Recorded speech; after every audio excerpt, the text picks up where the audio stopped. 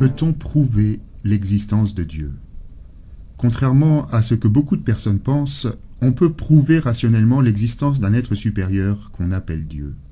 La principale preuve repose sur un principe scientifique évident, déjà exprimé par Aristote, puis repris en théologie par saint Paul, saint Anselme ou saint Thomas d'Aquin.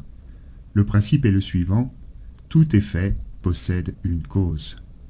Tout ce qui existe a une cause. L'univers existe, et donc a une cause à sa mesure, c'est-à-dire un être extérieur infiniment puissant et intelligent, et fondamentalement bon car la création et la vie sont bonnes. Ce principe basique de causalité rejoint l'évidence. Il ne viendrait à personne l'idée de dire, par exemple, que les têtes des présidents américains sculptés au mont Rochemort le furent par l'effet du vent, des pluies ou de l'érosion. La probabilité existerait certes, mais serait si minime que la défendre n'aurait aucun sens. À plus forte raison pour l'univers, dont la complexité et l'achèvement sont infiniment plus grands. Il se doit d'avoir une cause, un créateur, car l'ordre ne peut naître du chaos, même par le fruit du hasard. C'est ce que la science appelle le principe d'entropie. Une expression de ce principe est la théorie du fine-tuning, que l'on traduirait par réglage fin. Plus notre connaissance de l'univers progresse, et plus les scientifiques et astrophysiciens découvrent que l'existence même de l'univers repose sur quelques constantes physiques dites fondamentales qui furent si parfaitement réglées qu'elles ne peuvent l'avoir été au hasard. Les plus célèbres sont la vitesse de la lumière, la constante de Planck ou la constante de gravitation.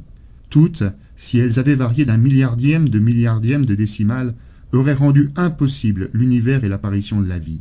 Leur nombre et leur précision infinie expriment l'existence d'une intelligence supérieure à l'origine de leur réglage.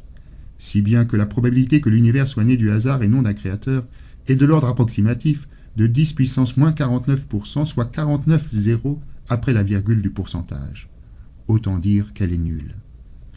Il y a donc une évidence scientifique à l'existence d'un être supérieur, intelligent, infiniment puissant, personnel et bon, à l'origine de l'univers et de notre existence.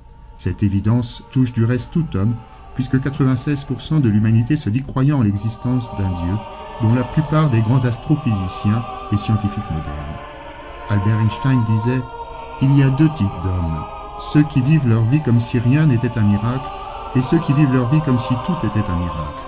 L'univers, ses galaxies et ses milliards d'étoiles, la Terre et sa profusion de vie, les dizaines de millions d'espèces animales dans toute leur beauté, le monde végétal encore plus vaste, l'homme finalement dans sa perfection biologique et intellectuelle, tout exprime à l'évidence que le miracle de la création provient d'un être supérieur.